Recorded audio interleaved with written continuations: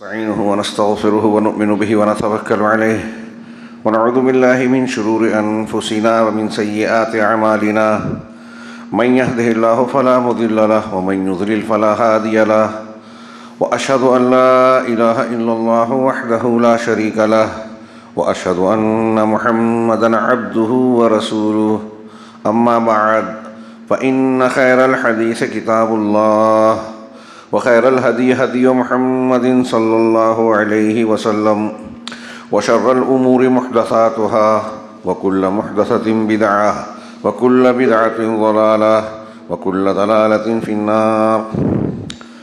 أعوذ بالله من الشيطان الرجيم. بسم الله الرحمن الرحيم. لا يكلف الله نفسا إلا وسعها لها ما كسبت وعليها ما اكتسبت. وقال تعالى: وما آتاكم الرسول فخذوه وما نهاكم عنه فانتهوا. محترم حاضرین،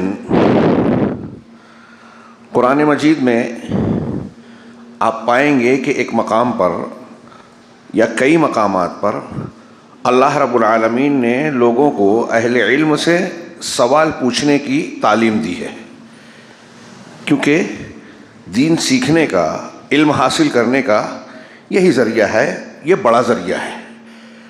اللہ نے فرمایا: فاسألوا اہل الذکر ان کنتم لا تعلمون. اہل ذکر سے، اہل ذکر سے مطلب الذکر قرآن کو کہا گیا ہے، ساتھ میں قرآن کی تفسیر حدیث بھی شامل ہے.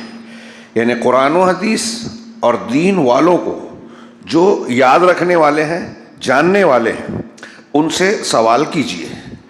یعنی یہ تعین کر دی اللہ نے کہ علماء سے پوچھنا ہے. جس میدان میں آپ کو علم حاصل کرنا ہے، اس میدان کے قابل اعتماد لوگوں سے، جو جانکار لوگ ہیں، ان سے سوال کرنا ہے. جاہل سے نہیں پوچھنا ہے. ان لوگوں سے نہیں پوچھنا ہے جنہیں قرآن و حدیث کا علم نہیں ہے یا قرآن و حدیث کا قابل اعتماد علم نہیں ہے. کچھ جانتے ہیں، کچھ نہیں جانتے، یا جانتے ہیں مگر کچھ غلط بھی جانتے ہیں، یعنی غلط منہج والے ہیں. تو اہل ذکر سے پوچھو. اہل ذکر سے پوچھنے کا مطلب یہ بھی اشارہ ہے کہ ان سے اس لیے پوچھنا ہے کہ وہ قرآن و حدیث بتائیں گے. اس لیے نہیں پوچھنا ہے کہ وہ بہت بڑی شخصیت ہیں تو اپنی رائے بتائیں گے. میری سمجھ میں یہ آتا ہے، میرا کشف یہ ہے، میں نے خواب میں یہ دیکھا. یہ چیزیں نہیں. جو ذکر والے ہیں وہ ذکر کے حوالے سے کہیں گے. اسی لیے سوال کیا جاتا ہے اس فتوے میں کہ ہمیں قرآن و حدیث کی روشنی میں جواب دیجئے، مدلل جواب دیجئے. تو فاسألوا اہل الذکر، اہل ذکر سے پوچھئے، ان کنتم لا تعلمون، اگر تم کو علم نہیں ہے. ایک طرف اللہ نے یہ حکم دیا کہ سوال کرو، علم نہیں ہے تو علم حاصل کرو، پوچھ کر مانگو. یہ ایک تلقین ہوئی سیکھنے کی، اور ایسے اور بھی آیت اور حدیثیں ابھی میں بیان کروں گا. لیکن دوسری طرف سورہ مائدہ میں اللہ تبارک و تعالیٰ نے ایک جگہ ارشاد فرمایا: یا ایھا الذین آمنوا لا تسألوا عن اشیاء ان تبد لکم تسؤکم. اے ایمان والو، ایسی چیزوں کے بارے میں سوال مت کرو کہ اگر اس کے بارے میں حقیقت بے نقاب کی جائے، اس کا جواب دیا جائے تو تم کو برا لگے گا، تم کو خود تکلیف پہنچے گی. اس کے شان نزول میں بتاتے ہیں کہ کسی صحابی نے آ کر پوچھا: میرے والد کون ہیں؟ عہد جاہلیت کے سب معاملات تھے. تو کسی اور کا نام بتایا آپ نے، اور اس چیز کو ناپسند کیا کہ یہ سوال نبی سے پوچھنے والا نہیں ہے. ہاں، نبی سے دین کے بارے میں پوچھا جائے. اور پھر اللہ نے آگے اس آیت میں بیان کیا کہ اگر قرآن کے نزول کے وقت زمانے میں تم ایسے سوالات کرو گے تو تم کو اللہ تعالیٰ کی جانب سے صحیح بات بتا دی جائے گی. تو وہ سوال جس کا نبی سے، دین سے تعلق نہیں ہے، جس کی ضرورت نہیں ہے، ایسے سوالات نہ کیے جائیں. تو ایک طرف اس آیت میں بعض سوالوں سے ممانعت ہے. پہلی والی جو آیت میں نے پڑھی اس میں سوال کرنے کا حکم ہے. اس تناظر میں ہمارے سامنے اللہ کے نبی صلی اللہ علیہ وسلم کی ایک بڑی جامع حدیث ہے، جوامع الکلم کا ایک نمونہ، جس کی شیخ عبد الرحمن بن ناصر السعدی نے بڑی شاندار شرح کی ہے، جس میں دین کے کچھ اصول اور کئی اہم ضابطے جو ہمیں اور آپ کو جاننا چاہیے وہ بیان کیے گئے ہیں. مجھے مناسب لگا کہ آج کے جمعہ کے خطبے میں اسی کا لب لباب اور خلاصہ آپ کے سامنے پیش کیا جائے. حضرت ابو ہریرہ رضی اللہ تعالیٰ عنہ سے روایت ہے، یعنی نبی ان ابی ہریرہ رضی اللہ عنہ عن النبی صلی اللہ علیہ وسلم قال دعونی ما ترکتکم، مجھے جو چیز میں نے تم چھوڑ دی ہے، تمہارے سامنے جس چیز کو بیان نہیں کیا، ترک کر دی ہے، نبی صلی اللہ علیہ وسلم فرما رہے ہیں اپنے صحابہ کو اور اس واسطے سے امت کے آخری دور تک کے مسلمانوں کو، کہ جو چیزیں میں نے تم کو بیان نہیں کی، چھوڑ دی ہے، دعونی، اس میں مجھے چھوڑے رکھو، پیچھے مت پڑو میرے۔ آگے کا جملہ اس کی اور وضاحت کر رہا ہے، فَإِنَّمَا أَهْلَكَ مَنْ كَانَ قَبْلَكُمْ كَثْرَةُ سُؤَالِهِمْ، اس لیے کہ تم سے پہلے کے لوگوں کو ان کے بہت زیادہ سوالات نے ان کو ہلاک کر دیا۔ غور کیجئے، اللہ کے نبی صلی اللہ علیہ وسلم کیا کہہ رہے ہیں کہ مجھ سے جو میں نے چھوڑ دیا، دین کی باتیں جو بیان نہیں کی، اس میں تم پیچھے مت پڑو، یعنی جو ہلکی پھلکی باتیں ہیں، آگے اس کی تشریح آ رہی ہے، جس کی ضرورت ہے اس کو تو پوچھنا ہے، لیکن بلا وجہ کے سوالات کرو، خوب سوال کرو، کھود کرید کرو، غیر اہم، ابھی آگے وضاحت کر رہے ہیں، زیادہ سوالات نہ کریں۔ صحابہ کرام کو اس سے منع کیا گیا تھا، تو صحابہ کرام بہت، حضرت انس کہتے ہیں کہ ہم لوگ سوال کرنے سے گریز کرتے تھے رسول اللہ صلی اللہ علیہ وسلم سے، اور یہ بھی امید رکھتے تھے کہ کوئی دیہاتی، کوئی نیا مسلمان اللہ کے رسول صلی اللہ علیہ وسلم کے پاس ہماری موجودگی میں آئے، دین کے مسائل پوچھے اور آپ اس کو جواب دیں تو ہمیں بھی علم حاصل ہو۔ ضروری سوالات صحابہ پوچھتے تھے، لیکن زیادہ سوال پوچھنے سے گریز کرتے تھے، اس لیے کہ آپ نے منع کیا۔ اب یہاں کثرت سوال سے منع کیا گیا ہے، ہاں، یعنی آپ غور کیجئے کہ وہ سوالات جس کی ضرورت نہیں ہے آج ہمارے معاشرے اور ماحول میں، ابھی آگے تشریح کرتے ہوئے غور کیجئے کہ ہم اور آپ اور پھر دوسرے لوگ سوشل میڈیا پر، گفتگو میں، مجلسوں میں، بات چیت میں کتنے ایسے امور پر بحث کرتے ہیں، اپنے اوقات کو کھپا دیتے ہیں جس کی کوئی ضرورت ہی نہیں ہے، جس کا کوئی فائدہ اور نقصان ہے ہی نہیں، اور ان امور کو چھوڑ دیتے ہیں جو جاننا چاہیے، جس کا علم حاصل کرنا چاہیے۔ اہل علم کی مجلس میں نہیں بیٹھیں گے جہاں علم حاصل ہو، آپس میں ایسے امور پر گفتگو کریں گے جس کا علم سے تعلق نہیں ہے یا ضرورت سے تعلق نہیں ہے۔ یہاں نبی کریم صلی اللہ علیہ وسلم کے اس جملے پر توجہ دیجیے کہ پہلے کے لوگوں کی ہلاکت کا سبب بتا رہے ہیں آپ، یہ چھوٹی بات نہیں ہے، یعنی آپ کیا فرما رہے ہیں، پہلے کے لوگ اس کی وجہ سے ہلاک ہوئے، زیادہ کھود کرید، کثرت سوال ہلاکت کا باعث ہے۔ اس میں آپ غور کریے کہ ہلاکت کیوں ہوتی ہے، اس سے وقت کا ضیاع ہونا، غیر ضروری گفتگو، جو اہم کام ہے اس کو چھوڑ دینا، اور پھر غیر ضروری گفتگو جب کی جاتی ہے تو دلوں کی جو دلچسپیاں ہیں، پسند ہے، ترجیحات ہیں، وہ بدل جاتی ہیں، دلوں میں سختی اور قساوت آ جاتی ہے۔ ایسے اور بھی کئی نقصانات ہوتے ہیں۔ اگلا جملہ اللہ کے نبی صلی اللہ علیہ وسلم نے فرمایا کہ کثرت سوال نے ہلاک کیا، اور ایک اور سبب بتایا، واختلافہم علی انبیائہم، اور ان کا اپنے انبیاء سے اختلاف کرنا۔ نبی جو کہہ رہے ہیں وہ نہیں سن رہے ہیں، جو نہیں بتا رہے ہیں اس کے پیچھے پڑ رہے ہیں۔ نبی صلی اللہ علیہ وسلم یا کوئی بھی پیغمبر جب کوئی بات، خاص طور سے دین کی بات جب بتا رہے ہیں، تو ظاہر سی بات ہے کہ وہ اللہ کی طرف سے ہے۔ اللہ رب العالمین کی ذات حکیم و علیم ہے، اس کی کوئی بات حکمت سے اور علم سے خالی ہو ہی نہیں سکتی، بیکار ہو ہی نہیں سکتی، اور سب سے ذہانت والی، سب سے عقل والی، سب سے زیادہ فائدے والی ہوگی اللہ کی بات، رسول کی بات۔ انسانوں میں، مخلوقات میں رسول، کسی پیغمبر سے زیادہ کامل عقل والا کوئی انسان ہو سکتا ہے؟ سوال ہی نہیں پیدا ہوتا۔ پیغمبر اللہ کے انبیاء جیسے دیگر امور میں کامل ہوتے تھے، ان کی خوبیاں، صلاحیتیں، ایسے ہی عقل و شعور، فہم میں بھی سب سے اعلیٰ، سب سے بہتر، سب سے مکمل ہوتے تھے انسانوں میں۔ اور جناب محمد رسول اللہ صلی اللہ علیہ وسلم کی شخصیت کو تو اللہ تعالیٰ نے ہر اعتبار سے کامل ترین بنایا۔ اب اگر کوئی شخص نبی صلی اللہ علیہ وسلم کے کسی کام کو، کسی حدیث کو بیان کرنے کے بعد یہ کہتا ہے کہ میری سمجھ میں نہیں آتا، عقل میں نہیں آتی، اور وہ اللہ کے رسول صلی اللہ علیہ وسلم کی حدیث واقعی ہے، آپ کی سنت ہے، اور کسی کی سمجھ میں نہیں آتا، تو بس الفاظ دیگر وہ یہ کہتا ہے کہ میں اللہ کے رسول صلی اللہ علیہ وسلم سے زیادہ عقل والا، سمجھ والا، کامل والا ہوں، کمال والا ہوں۔ یہ دعویٰ کیسا ہے؟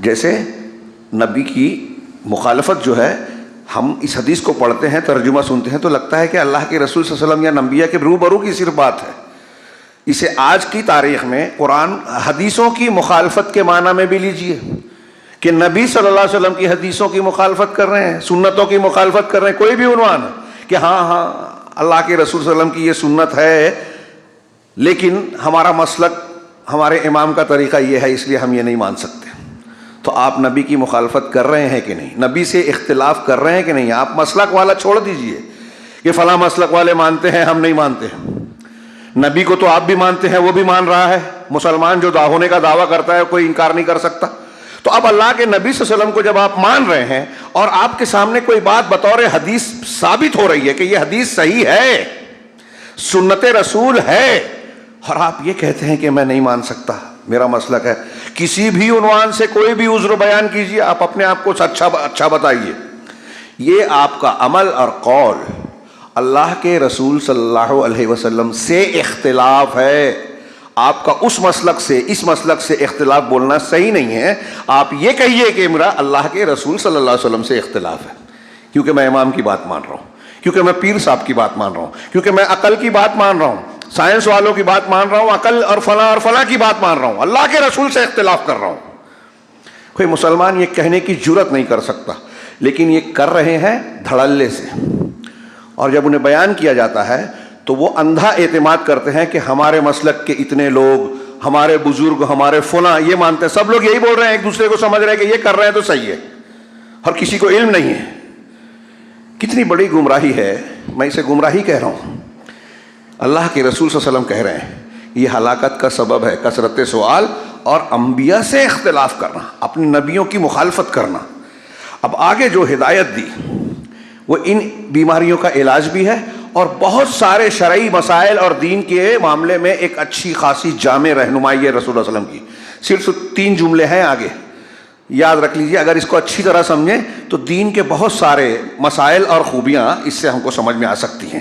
اللہ کے رسول صلی اللہ علیہ وسلم نے آگے فرمایا فَإِذَا نَهَيْتُكُمْ عَنْ شَيْءٍ فَاجْتَنِبُوهُ، زیادہ سوال مت کرو، انبیاء سے اختلاف مت کرو۔ یہ تیسرا جملہ کہ پس جب میں تم کو کسی چیز سے منع کروں کہ ایسا مت کرو، فَاجْتَنِبُوهُ، تو تم اس سے بچو، اس سے اجتناب کرو۔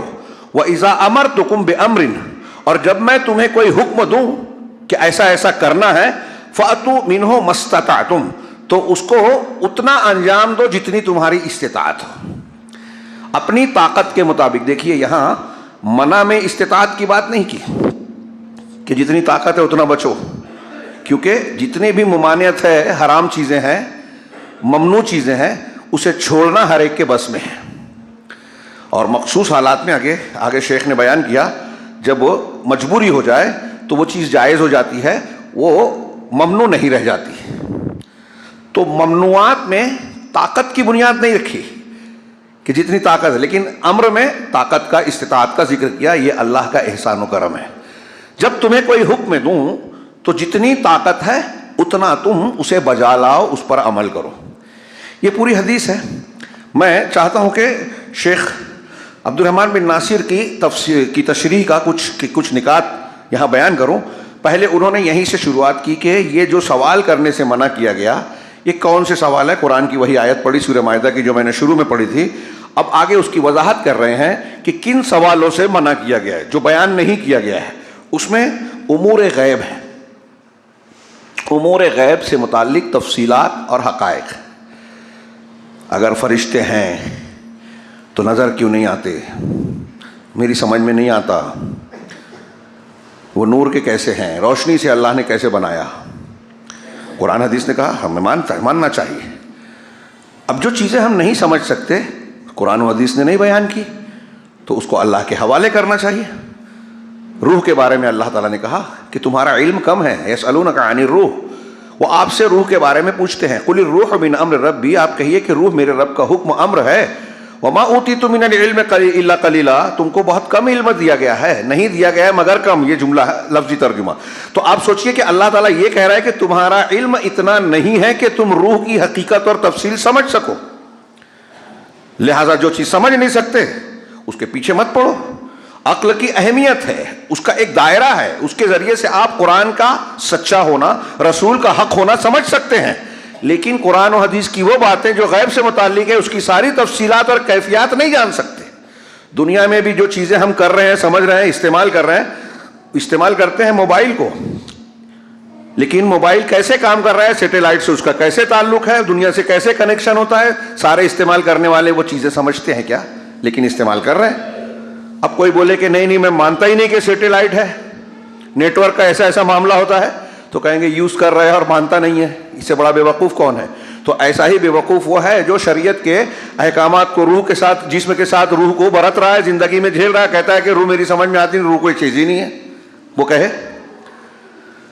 تو کہنے کا مطلب شیخ نے کہا کہ غیب سے متعلق امور سے سوال کرنا، اور وہ امور جن کو اللہ تبارک و تعالیٰ نے معفو عنہ قرار دیا، اللہ تبارک و تعالیٰ نے شریعت میں بیان نہیں کیا، ہم کھود کرید کریں. جب اللہ تبارک و تعالیٰ نے کوئی حکم دیا تو جتنا حکم ہے اتنے پر عمل کر لیں، اس کی باریکی میں، تہ میں، گہرائی میں نہ جائیں. آپ نے پڑھا ہے سورہ بقرہ میں گائے ذبح کرنے کے لیے بنی اسرائیل سے کہا گیا. ہاں، اہل علم کہتے ہیں، تفسیر میں، حدیثوں میں، روایتوں میں ملتا ہے کہ وہ کوئی بھی گائے ذبح کر دیتے اللہ کے راستے میں، اللہ کا حکم سمجھ کر، تو ان کی ذبیحہ، ان کی قربانی کفارہ ہو جاتا. لیکن انہوں نے کئی سوالات کیے کہ موسیٰ علیہ السلام سے کہا کہ گائے کیسی ہونی چاہیے، اس کا رنگ کیسا ہونا چاہیے، صحت کیسی ہونی چاہیے. ابھی بھی واضح نہیں ہے، تھوڑی اور وضاحت کیجیے. جتنی پابندیاں، جتنا سوال وہ کرتے گئے اتنی پابندیاں لگتی گئی، ایسی ایسی ایسی، ایسا رنگ، ایسا کلر، ایسا ہونا چاہیے. اور پھر اللہ، انہوں نے کہا ٹھیک ہے انشاءاللہ کریں گے. تو اللہ تعالیٰ نے کی طرف سے کہا کہ اگر وہ انشاءاللہ نہیں کہتے تو انہیں ویسی گائے ملتی نہیں. تو اللہ نے جو کہا ہے اس میں بلا وجہ کی کھود کرید کرنا غیر ضروری، اس میں بھی نہیں پڑنا چاہیے. چنانچہ جس کو اللہ نے نہ حرام کیا ہے نہ واجب کیا ہے، اب پوچھنے والا اس کے بارے میں کھود کرید کر رہا ہے. تو اس سلسلے میں شیخ نے کہا کہ وحی اور تشریح جب ہو رہی ہے بطور خاص، اللہ کی شریعت کا نزول ہو رہا تھا، یہ نبی کے زمانے کی بات ہے، تو اس وقت جن لوگوں نے سوال کیا تو سوال کی وجہ سے کوئی چیز، کوئی حکم آ گیا اور اس کے سوال کی وجہ سے ایک چیز جائز تھی حرام کر دی گئی. اس کے سلسلے میں اللہ کے رسول صلی اللہ علیہ وسلم کا فرمان ہے کہ اعظم المسلمین جرمن من سأل عن شيء لم يحرم فحرم من اجل مسألته، کہ مسلمانوں میں جرم کے اعتبار سے سب سے بڑا انسان وہ ہے، یہ بھی بخاری مسلم کی حدیث ہے، کہ ایک چیز کے بارے میں اس نے سوال کیا اور اس کے سوال کرنے کی وجہ سے وہ حرام کر دی گئی. جب اس نے سوال نہیں پوچھا تھا اس سے پہلے لوگ کر رہے تھے، پکڑ نہیں تھی. اب یہ تو اللہ کی تقدیر ہے، شریعت مقرر ہے، اس نے شریعت دی، لیکن یہ سبب بنا کہ اس کے بارے میں سوالات کیا اور پابندی لگ گئی. ایسے ہی آج کل ہمارے ہاں بہت سارے امور ہوتے ہیں جس میں گنجائش ہوتی ہے، لیکن لوگ بہت زیادہ اس میں کھود کرید کرتے ہیں، تدقیق کرتے ہیں. ہاں، لہذا اس کے تدقیق کرنے کی وجہ سے اب مفتی اور مولوی صاحب بھی بہت غور کرتے ہیں اور پابندیاں نکال کے بیان کرتے ہیں. کبھی غلطی ہوتی ہے، کبھی صحیح ہوتا ہے، لیکن زیادہ سوال کرنے سے پابندیاں بڑھ جاتی ہیں. بلا وجہ جو ہم کر نہیں سکتے اس کے بارے میں سوالات. آج کل کتنے ایسے سوشل میڈیا پہ دیکھیے، میں تو وہ جو بولتے ہیں لوگ، حالانکہ بہت سارے ہمارے اہل حدیث اس پہ عمل کر رہے ہیں، اور یہ اہل حدیثوں میں ہی جھگڑا ہے میرے علم میں کہ پوری دنیا میں ایک ہی چاند ہونا چاہیے. میں کہتا ہوں ابھی دنیا کے فلسفے، دلیلیں آپ بگھارتے ہیں، یہ پریکٹیکل میں ہو بھی نہیں سکتا، اور امت کی پوری تاریخ میں ہوا بھی نہیں، اور ممکن بھی نہیں ہے. جس وقت ہم عید کی نماز پڑھیں گے امریکہ میں، آسٹریلیا میں، گلف میں، ہر جگہ کیا پڑھی جائے گی؟ تو اتحاد و اتفاق کا اس میں کیا مطلب ہے؟ ہم جیسے دن کے اوقات میں سورج اور چاند کا اعتبار کر کے نمازیں ادا کرتے ہیں، ایسے ہی روزے میں اپنے یہاں کا چاند جہاں جتنے ایک مطلب میں نظر آتا ہے وہ رکھیں. سیدھی سمپل بات ہے. اس کو بلا وجہ جو ہے گھما پھرا کے بحث کرنا. ہاں، جہاں رمضان المبارک آتا ہے تو اصل کام کو چھوڑ کر لوگ ایسی بحثوں میں پڑ جاتے ہیں اور اپنے قیمتی اوقات کو ضائع کرتے ہیں.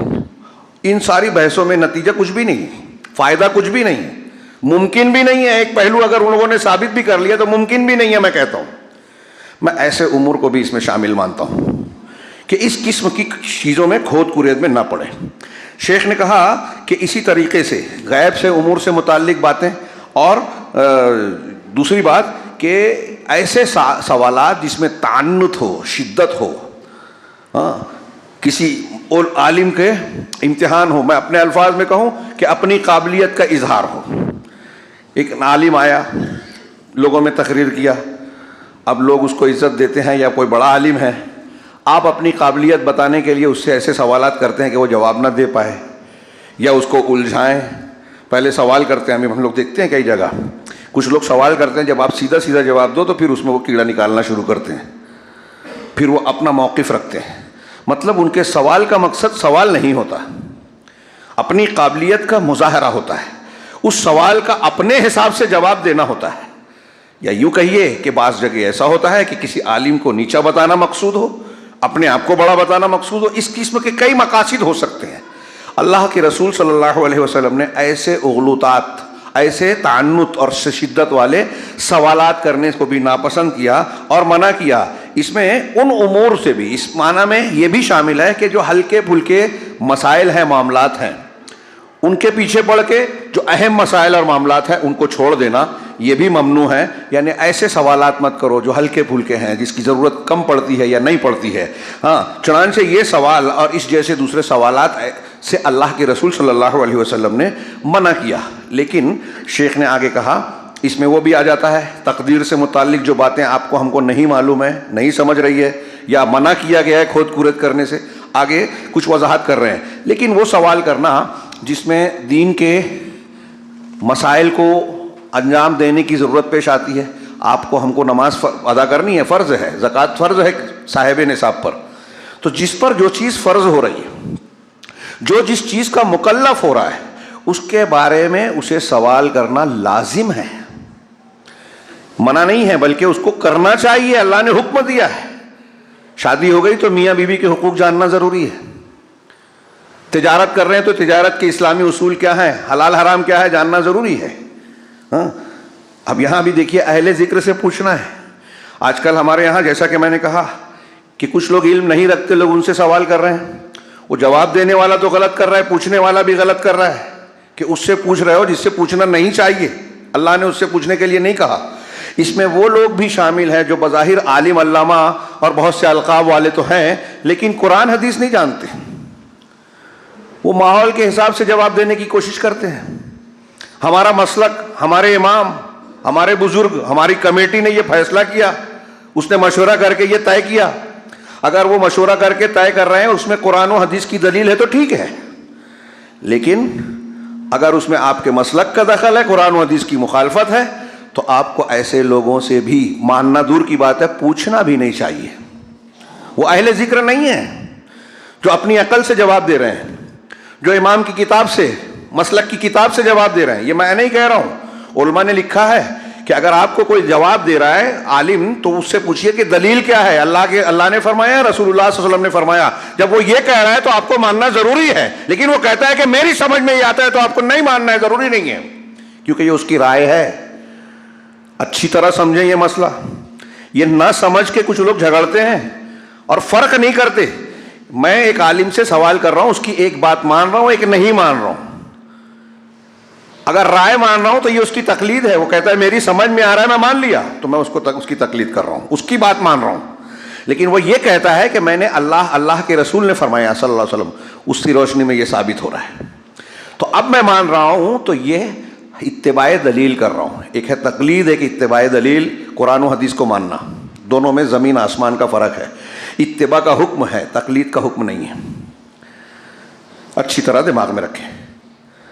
تو اللہ کے رسول صلی اللہ علیہ وسلم, یہ میں جس تناظر میں کہہ رہا ہوں, آج کل اس تناظر میں دیکھیے ابھی بہت ساری جگہوں پہ اخبارات میں آ رہا ہے, ویڈیو میں آ رہا ہے, کچھ علماء, کچھ گروہ ایسے ہیں جو عجیب عجیب نئی نئی باتیں لا کے بیان کر رہے ہیں کہ اگر آپ اسٹاک ایکسچینج میں, بینک میں, بیمہ میں پیسہ جمع کرتے ہیں, سود والا کے ساتھ میں پیسہ لیتے ہیں, اس کا 33% آپ نے غریبوں کو دے دیا تو بقیہ آپ کے لیے حلال ہو جائے گا, یا اتنے % سے کم سود ہے اس میں تو حلال ہو جائے گا. یہ کہاں سے لائے؟ کوئی دلیل اس پر نہیں ہے. 1% بھی سود ہے تو سودی لین دین حرام ہے, اور اس کا ادنا درجہ یہ ہے کہ آدمی اپنی ماں کے ساتھ بدکاری کرے. سود کے بہت سارے درجات میں سے ہلکا درجہ حدیث میں بیان کیا گیا. تو آپ غور کیجئے, آج ہمارے یہاں باقاعدہ کچھ علماء کہلانے والے, میں کہلانے والے بہت سمجھ کے کہہ رہا ہوں, ان کو میں عالم نہیں مانتا, وہ حرام کو حلال اور حلال کو حرام, خود تو حرام کھا رہے ہیں. ہمارے یہاں کچھ لوگ پروگرام کر کے لوگوں کو کہہ رہے ہیں اسٹاک ایکسچینج میں پیسہ لگاؤ. میرے علم کے مطابق ابھی میں بیان کر رہا ہوں, جب ان سے آپ پوچھیں گے تو کہیں گے مولوی صاحب کو ابھی کیا پتا اسٹاک ایکسچینج کیا ہے, نہیں پتا ہے. آپ کو پتا ہے؟ ہاں, لیکن مجھے اتنا تو پتا ہے کہ وہاں جو اصول ضابطوں کے تحت معاملات ہوتے ہیں اسلامی اصولوں سے نہیں ہوتا. آپ دیکھیے کہ اسٹاک ایکسچینج میں نے اس سے پہلے بیان کیا کئی جگہ. ایک صاحب آگے بتا رہے تھے کہ ایک کو بتایا تو کہا سمجھ میں نہیں آتا. ابھی جو اس کے اصول ضابطے ہیں, حرام پیسے حرام چیزیں, وہ تو چھوڑ دیجئے. اسٹاک ایکسچینج میں جو پیسے ڈالے جاتے ہیں, آپ نے ایک شیئر خریدا. کتنے لوگ ایسے ہیں جو شیئر خریدنے کے بعد یہ انتظار کرتے ہیں کہ کمپنی کا سال بھر کا جو لین دین ہو رہا ہے اس میں اتنا منافع ہوا تو میں اپنے شیئر کے حساب سے وہ منافع حاصل کروں. مشارکت کی آپ بحث کرتے ہیں کہ اسلام میں پارٹنرشپ والی تجارت ہو سکتی ہے, ایسا ہو سکتا ہے, ویسا ہو سکتا ہے. یہ بحث شروع یہاں سے کرتے ہیں. تو سوال یہ ہے کہ آپ تجارت کرنے کے لیے اسٹاک ایکسچینج میں شیئر خریدتے ہیں, یہ جو لوگ خریدتے ہیں, میرے علم کے مطابق تو 90% بلکہ شاید 100% کے آس پاس 100% ہو, ایسے ہی لوگ ہوتے ہیں کہ آج شیئر خریدا اور سوچتے ہیں 2 گھنٹے بعد 2 دن کے بعد اس کا بھاؤ بڑھ جائے تو بیچ دیں گے. تو آپ بزنس کہاں کر رہے ہیں؟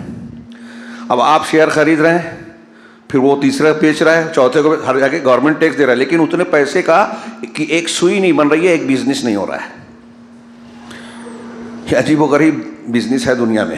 بیوقوف بنانے کا حصہ ہے کہ لوگوں کے پیسے کا استعمال کرنے کا راستہ بھی نکل جائے اور لوگ خوش ہوتے رہیں, اسی میں گھٹتا بڑھتا رہتا ہے. اور اس میں آج کل تو مینوپولیشن اور کیا بولتے ہیں جو ہے بناوٹی قسم کے مصنوعی اتار چڑھاؤ بھی ہوتے ہیں. خیر وہ ضمن آ گئی بات, وقت بہت کم ہے, پہلے ہی تاخیر سے شروع ہوا, اور یہ مضمون بڑا پیارا اور اہم ہے, ہماری زندگی کے بہت سے مسائل کو گھیرنے والا ہے. چنانچہ اس سلسلے میں شیخ نے کہا کہ جو استرشاد اور پوچھنے یا دین کے وہ مسائل جو ہمیں پیش آتے ہیں اس سلسلے میں سوال کرنے کا حکم دیا گیا ہے. اور پھر اس سلسلے میں شریعت نے ابھارتے ہوئے جو باتیں کہی ہیں اس کی چند دلیلیں دی ہیں کہ ایک بندہ مومن کے لیے جن چیزوں کو دین میں لاگو کیا گیا ہے, مکلف بنایا گیا ہے اسے, اس کے بارے میں جانکاری حاصل کرنا, حقیقت کا ادراک کرنا ضروری ہے. یہ دھیان دیجیے, میں بار بار اپنے دروس میں یہ بات دہراتا ہوں, اور یہ اصول ہے کہ اگر قیامت کے دن کوئی شخص خاص طور سے عقیدے کے بارے میں کہے کہ مجھے معلوم نہیں تھا, توحید معلوم نہیں تھی اس لیے شرک کیا, رسول اللہ صلی اللہ علیہ وسلم کے دین کی فلاں چیز معلوم نہیں تھی اس لیے بدعت کیا, نماز کے مسائل مجھے معلوم نہیں تھی اس لیے نماز نہیں پڑھا, چلے گا؟ اللہ چھوڑ دے گا کہ چلو ہاں معلوم ہی نہیں تھا کہ نماز کیسے پڑھنا چاہیے؟ نہیں. جس چیز کو اللہ نے فرض کیا, جملہ دھیان رکھیے, جس چیز کو فرض کیا کہ یہ کرنا ہے اس میں خود بخود یہ حکم آ گیا کہ اسے سیکھنا ہے. جس کا کرنا فرض ہے اس کا سیکھنا فرض ہو گیا, علم حاصل کرنا فرض ہو گیا. چنانچہ اللہ نے بہت سی آیتوں اور اللہ کے رسول کی حدیثوں میں کہا گیا کہ فَاسْأَلُوا أَهْلَ الذِّكْرِ إِن كُنتُمْ لَا تَعْلَمُونَ, اہل ذکر سے پوچھو اگر تم کو علم نہیں ہے. ایک اور آیت ہے اور پھر تیسری حدیثوں میں بھی ہے کہ سوال کرو اس لیے کہ اللہ سألوا إِذَا لَمْ يَعْلَمُوا. ایک صحابی زخمی تھے, تیمم کرنا چاہیے تھا انہیں, صحابہ نے کہا کہ نہیں غسل کی ضرورت ہے تو پانی استعمال کرو, پانی استعمال کیا, ان کی موت ہو گئی. آپ کو جب پتہ چلا تو آپ بہت غصہ ہوئے, کہا کہ اسے مار ڈالا تم لوگوں نے غلط فتویٰ دے کر. دیکھیے غلط فتوے سے جان جاتی ہے, غلط فتوے سے ایمان اور دین بھی چلا جاتا ہے کچھ لوگوں کا, اندھے ہو کر جو مانتے ہیں. تو اللہ کے رسول نے کہا کہ جب انہیں معلوم نہیں تھا تو سوال کیوں نہیں کیا؟ فَإِنَّمَا شِفَاءُ الْعَيِّ السُّؤَالِ, اس لیے کہ جو عاجز ہے, لا علم ہے, اس کا علاج, اس کا تدارک سوال سے ہوتا ہے. سوال کرنا تقلید نہیں ہے, یہ دھیان دیجیے. میں نے ابھی سب سمجھایا, اگر سوال کر کے میں رائے مانگتا ہوں تو یہ تقلید ہوگی. سوال کر کے دلیل اور دین مانگتا ہوں کہ دین میں کیا ہے اس کا حکم, قرآن حدیث سے جواب دیجیے, اور قرآن حدیث سے جواب مل رہا ہے اس کو مان رہا ہوں تو قرآن حدیث مان رہا ہوں, تقلید نہیں کر رہا ہوں. آگے یہاں ایک چیز یہ بھی ہے کہ اللہ کے رسول صلی اللہ علیہ وسلم نے اور قرآن نے کہا کہ جب کوئی سوال کرے تو اسے پوچھو. تو اس ضمن میں قرآن کا حکم دیا وَأَمَّا السَّائِلَ فَلَا تَنْهَرْ, سوال کرنے والے کو ڈانٹو ڈپٹو نہیں. تو اس میں جو دنیاوی امور میں مال وغیرہ مانگنے آتا ہے آپ سے سائل, وہ بھی شامل ہے, اور دین کے بارے میں کوئی چیز پوچھنے آتا ہے وہ بھی شامل ہے. کہ اگر ضروری مسائل کوئی آپ سے پوچھنے آ رہا ہے اور آپ جانتے ہیں اہل علم ہیں، جو چیز آپ کے اختیار میں ہے وہ آپ سے کوئی مانگتا ہے تو آپ کو اسے ڈانٹنا نہیں چاہیے۔ پھر اس کے بعد کہا کہ اس حدیث میں جو چیزیں ممنوع ہیں پوچھنا، بہت ہی اختصار کے ساتھ میں بیان کروں، لمبی چوڑی بات کی جا سکتی ہے، تو اس میں اللہ رب العالمین کی ذات اور صفات سے متعلق وہ تفصیلات ہیں جو غیب سے تعلق رکھتی ہیں۔ اللہ کے اسماء و صفات قرآن میں بیان کیے گئے، اللہ الرحمن ہے، الرحیم ہے، ہاں، وہ الملک القدوس السلام المؤمن المہیمن العزیز الجبار المتکبر، یہ سارے اس کے صفاتی نام ہیں۔ ایسے اور بہت سے اللہ رب العالمین کی صفات کے بارے میں قرآن میں ہے کہ اس کے 2 ہاتھ ہیں، یدا بل یداہ مبسوطتان، اس کو دونوں ہاتھ کھلے ہوئے ہیں، آدم کو اپنے ہاتھوں سے پیدا کیا، قرآن میں ہے۔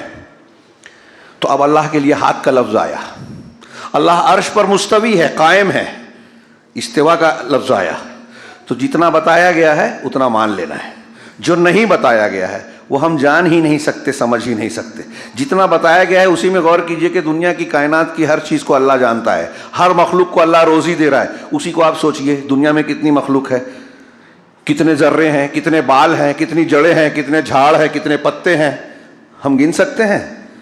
ایک شہر ایک بستی کے نہیں، ایک جنگل کے نہیں گن سکتے جھاڑ، اس کے پتے، اللہ نے ہر چیز کو گن رکھا ہے۔ اسی کو سوچئے کہ اس کے بعد ہم سمجھ سکتے ہیں کہ اللہ کے علم کو کتنا وسیع ہے، ماضی حال مستقبل قیامت تک کا سارا علم رکھتا ہے۔ ایک پتا بھی اس کے علم کے بغیر، ما تسقط من ورقۃ الا یعلمها، قرآن نے کہا ایک پتا بھی گرتا ہے تو اللہ اس کا علم رکھتا ہے۔ تو اللہ کے علم کی کیفیت، حدود ہم نہیں سمجھ سکتے۔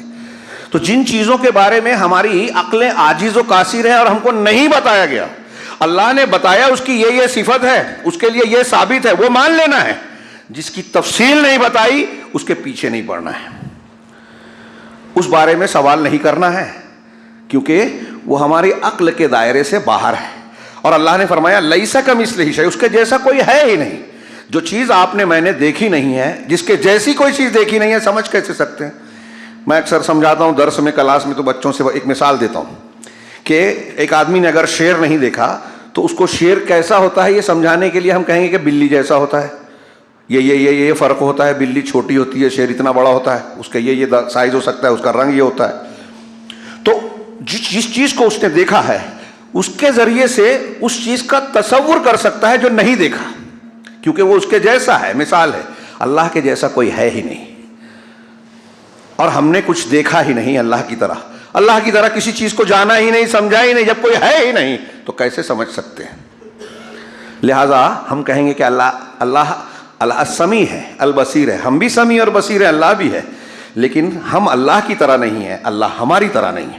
اللہ کا دیکھنا سننا ہم سے الگ ہے، ہمارا دیکھنا سننا اللہ سے الگ ہے، دونوں میں کوئی مشابہت مماثلت نہیں ہے۔ لیس کمثلہ شیء لم یکن لہ کفوا احد، یہ اصول اچھی طرح دماغ میں گھسائیے۔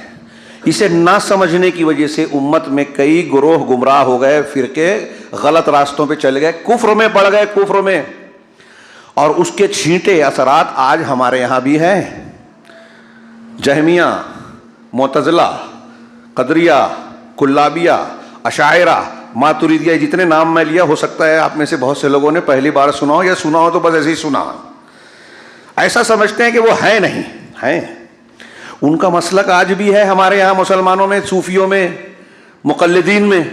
ہندوستان پاکستان کے حنفی مسلک کے ماننے والے صاف کہتے ہیں، ان کے علماء نے کتابوں میں لکھا ہے، تقریروں میں بیان کیا ہے، مانتے ہیں کہ ہم عقیدے میں اشعری ماتریدی ہیں، لیکن عام آدمی کو پتہ ہی نہیں ہے اشعریت کیا ہے، ماتریدیت کیا ہے۔ ان کے بہت سے علماء سے بھی پوچھے تو کہیں گے کہ معلوم نہیں تفصیل، کیونکہ پڑھتے نہیں ہیں، اس کے سابقہ نہیں پڑھتا، مگر اس کے عقیدے کو مان رہے ہیں۔ اب سارے اہل سنت والجماعت، چاروں اماموں کو ملا کر، امام ابو حنیفہ رحمہ اللہ بھی شامل ہیں، سب لوگ یہ مانتے ہیں کہ اللہ نے کہا ہے عرش پر، اللہ عرش پر مستوی ہے۔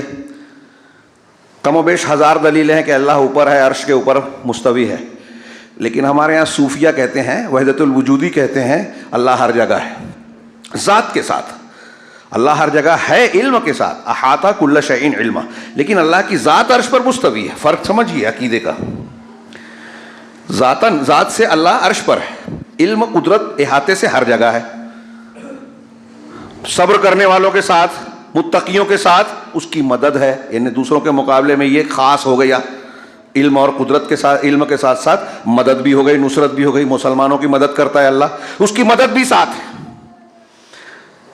لیکن ہمارے یہاں جو صوفی ہیں، وحدت الوجودی ہیں، اشعری ماتریدی ہیں، وہ کہتے ہیں اللہ ہر جگہ ہے، بذات ہے، بحث کرتے ہیں۔ امام ابو حنیفہ سے پوچھیے، کھنگالی آپ، پوچھا گیا کہ کوئی کہے اللہ عرش پر نہیں ہے یا عرش پر ہے لیکن کہاں ہے نہیں، مطلب دونوں صورتوں میں امام ابو حنیفہ رحمہ اللہ نے کہا کہ جو ایسا کہتا ہے وہ کافر ہے، اس نے کفر کیا۔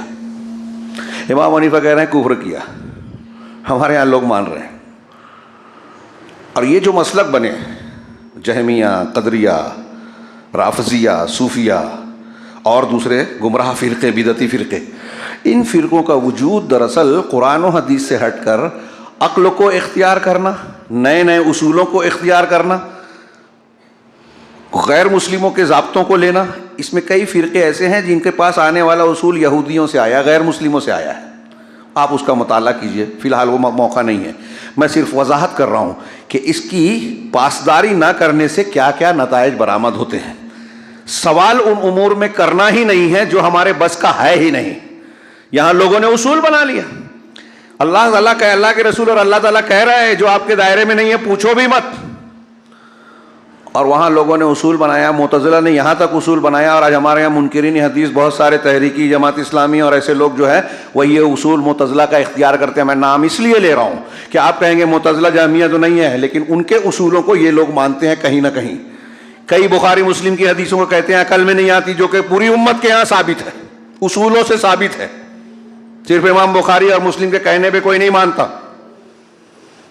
ان کی خبر ہے، سچے ہیں وہ، ایک تو یہ بات ہے، اور دوسرے محدثین بھی بیان کر رہے ہیں اصولوں پر کھری اتر رہی ہے وہ حدیث، اور آپ کہہ رہے ہیں میری عقل میں نہیں آتی۔ تو آپ معتزلہ کا وہ اصول مان رہے ہیں جو صحابہ کے قرآن و حدیث کے اصول کے خلاف ہے، جو یہ کہتے ہیں کہ قرآن و حدیث کے عقل، قرآن و حدیث کے سے عقل کو مقدم کریں گے، عقل میں جو قرآن حدیث کی بات آئے گی وہ مانیں گے، ورنہ رد کر دیں گے، تعویل کریں گے۔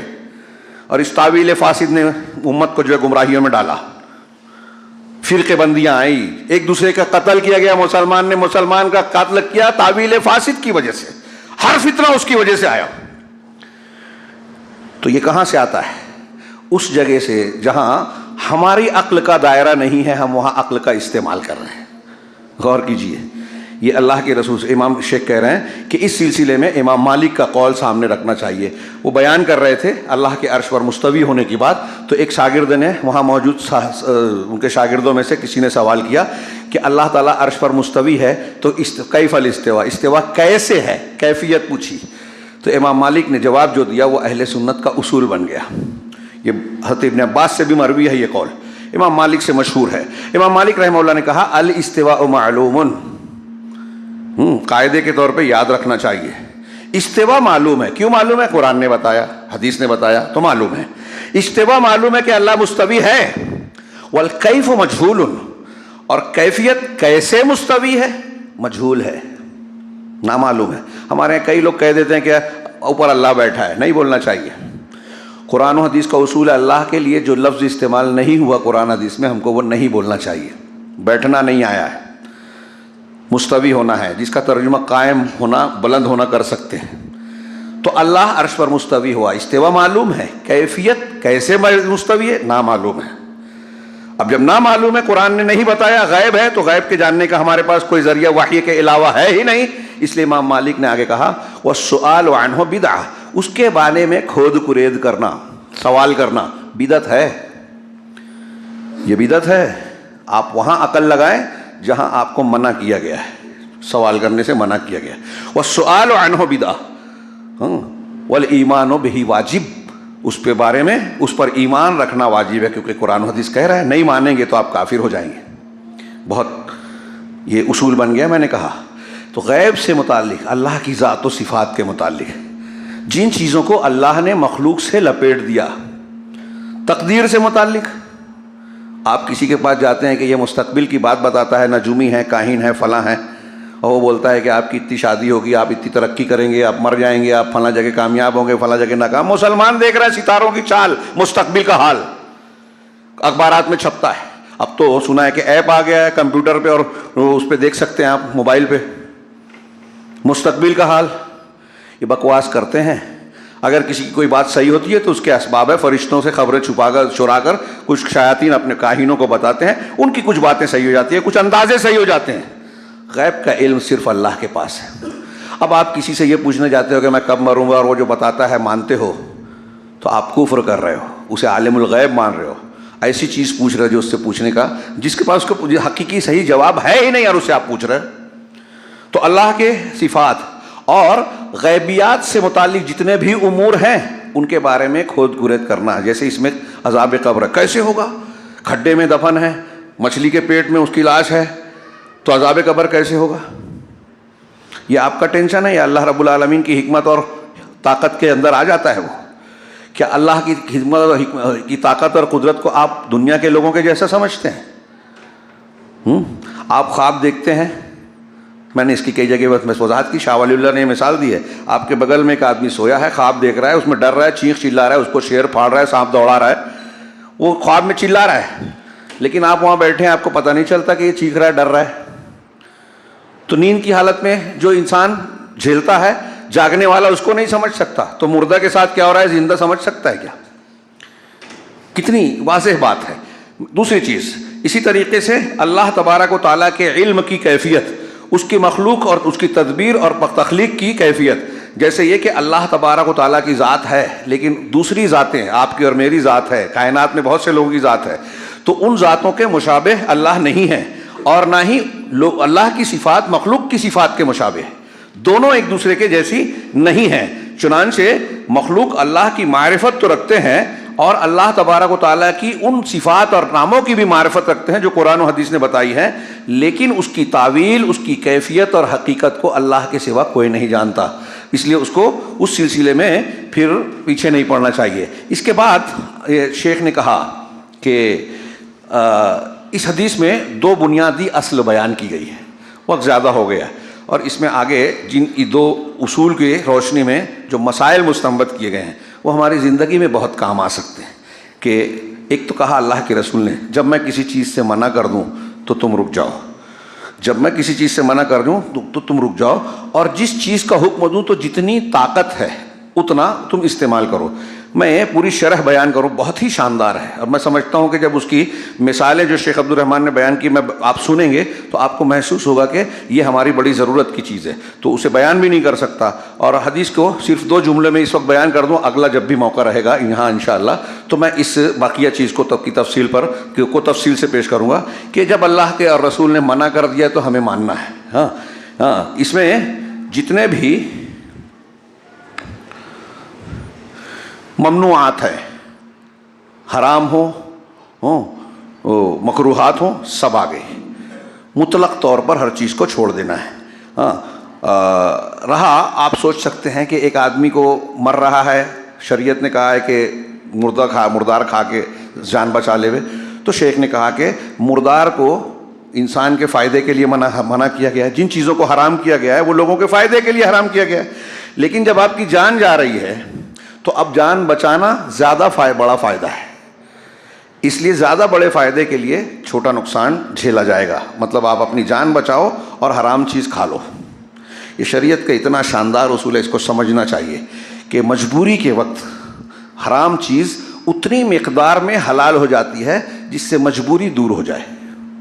دھیان رکھیے، مجبوری بھی شریعت کے نظر میں مجبوری ہونی چاہیے۔ ہمارے یہاں کروڑ پتی لوگ آگے کہتے ہیں کہ ہم کو فلاں چیز ٹرک خریدنا ہے، گاڑی خریدنا ہے، تو ہم مجبور ہے بینک سے لینا پڑے گا۔ جب آپ کروڑ پتی ہیں تو مجبوری کیا ہے؟ اتنا ٹیکس دینا پڑتا ہے، بہت سے راستے ہیں، اور نہیں لینا ضروری نہیں ہے، آپ سیکنڈ لے لیجئے، اور بہت سے جواب دیے جا سکتے ہیں۔ یہ میں نے ممنوع کا تھوڑا سا بتایا۔